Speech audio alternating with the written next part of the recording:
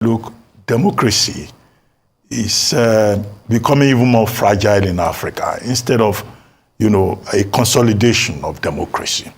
And the argument has been put up that a number of points are responsible for this. One, reckless politicians, reckless politics in Africa. Two, a situation in Africa, as I pointed out, quoting Farid Zakaria's 2003 book, The Future of Freedom, about the spread of illiberal democracy, particularly in Africa, whereby what you have are autocrats organizing elections, perpetuating themselves in office, without the necessary institutions that can provide the checks and balances. In Gabon now, we're told that the chair of the Electoral Commission has gone into hiding. He dare not show his face in public. And the coup makers, they've said, look, the election was flawed, it was also fraudulent, and that election will not be allowed to stand. So African leaders must take their cue from what is going on in Gabon. Here, specifically, the major issue that the coup makers are focusing on is the election, through which Bongo Odimba had given himself, as you would say, perhaps, a third term. He's been in power since 2009. 2009 to 2016. In 2016, the elections were very controversial. He had his way. Then this time around again in 2023, he wants to stay for an additional 7 years. His father spent 41 years there. He has spent 14 years.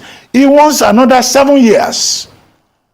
So this is why we talk about this sit-tight syndrome in Africa. And earlier on, I'd given a list of some of the leaders in Africa that have stayed for almost forever. I have not mentioned Isaias Afewerki of Eritrea. He too has been there for about 37 years. These people in a country of that has other people, look at Gabon. Gabon has 40 ethnic groups, although the population is just about 2.4 million as of the last census. Now then one family will sit on top of that country for 50 years. 2/3 of the population is in poverty. Gabon is oil rich, but the people are not enjoying the benefits. Gabon has manganese. Gabon has one of the richest biodiversities in Africa.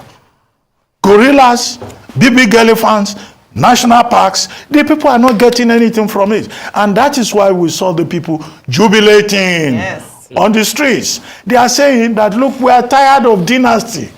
And it is instructive that the coup makers have not just arrested Bongo Dimba's son, they have even accused his son of treason. High treason. To prevent a situation whereby Omar Bongo Sr. will rule for 41 years, then Ali Bongo will be removed, and then the next thing, another Bongo Odimba will take over. They are sending a message about dynastic rule. And I hope that Teodoro Mbasongo in Equatorial Guinea is paying attention, because that's another country where a dynasty has been established over the population in that country. So it's a teachable moment for Africa, what reckless politicians have done, and the people, embracing an unconstitutional takeover of power. We saw people jubilating in Niger too. We have seen them again jubilating in Gabon. African leaders need to wake up. If you give the people good governance, you provide leadership, you allow democracy to work, maybe we will not have this reversal of the democratic order that we've been witnessing across Central Africa and in other parts of West Africa. So sad, such a rich country, yet the people are impoverished. Talking about that video where people, that's Gabonese, were on the streets rejoicing following the coup. We have that video. Can we just show that video shortly? Just to see what people were saying, the expressions of people just expressing joy and actually hugging or thanking the soldiers, men in uniform, for this coup. But is coup the way out?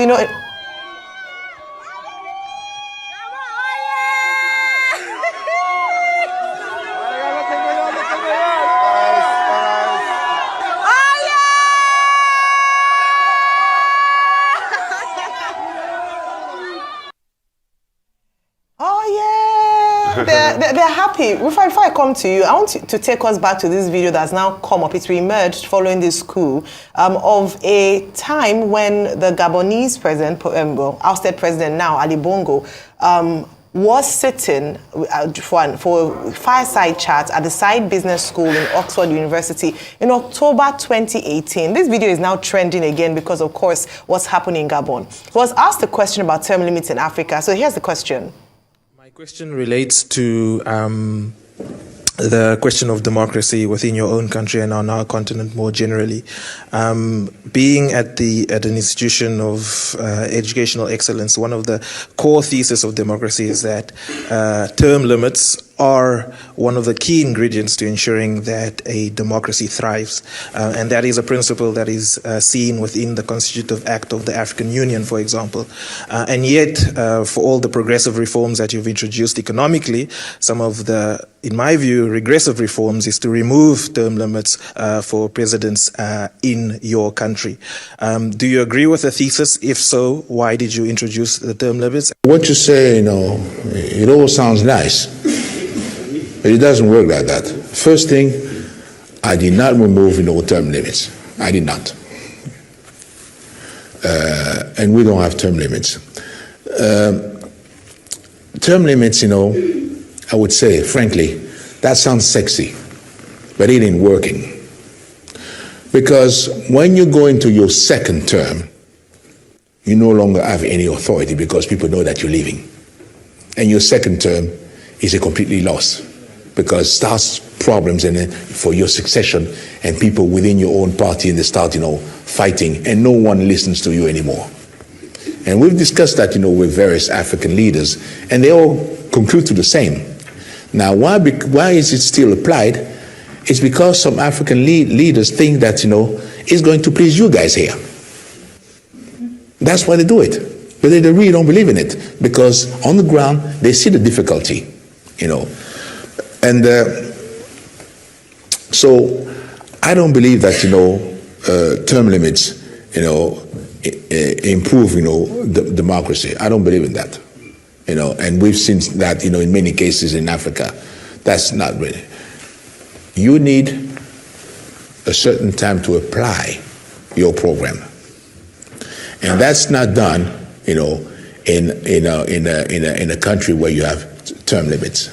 For instance, once you're elected, if you're completely new, the first 2 years are going to be kind of bumpy for you to apply, and start applying your policy. And then as you start implementing, you have to think of your re-election. And that means that if you have tough measures, Words on marble by President Ali Bongo in 2018. 5 years, or how many years later? Yeah, 5 years later. We are going back, you're revisiting that video where he says term limits don't work in Africa. Rufai, what do you think? For me, what made me cringe is the reflection of how warped his mindset is. And these are the mindset of African leaders, so a lot of them have very warped mindsets. He's talking about re-election. Why doesn't he say that re-election should be based on the performance of the leader in the first place? Why do you need 2 terms if you can achieve what you said to achieve? Term limits. Are you going to be there forever in the first place? Are you not there at the mercy of the people? So why are you concerned about re-election? Is it a must you must come in? If the people say they don't want you, then you go. But you see, that's what the leaders do. They build all sorts of very terrible mindsets. They don't allow the institutions work. They become strong men as against having strong institutions. So they suppress everybody possible, and they want to perpetuate themselves in power. And that's why you are having all these coups going on. I mean, while Dr. Abati was talking about all the leaders that perpetrated them, another man is close to him, the Sassou Nguesso. Yeah. Our too has been around for a while. The Yedema family too has been around for. What did he want to do in 14 years? He kept on rigging and putting himself in power and doing all sorts. Now you're saying term limit ain't sexy. Who sent him American things? Anyway, by the way, he's also a musician. He released a track record in the 70s. He tries to do funk and blues. Term limit ain't sexy. My brother, term limit is sexy. It's lovely. It's great. That's why we have a democracy. The greatest power should be with the people, and that's why the people should come out and, like Thomas Sankara, and say, "Abba," with all these leaders. Can you imagine the effrontery to justify it? And he's doing Barry White's voice. Term limit ain't sexy. What nonsense are our leaders spewing? He's talking about second term. What nonsense! And that's why I was happy that everybody fought out a very nefarious third term agenda in this country. What are we doing with ourselves?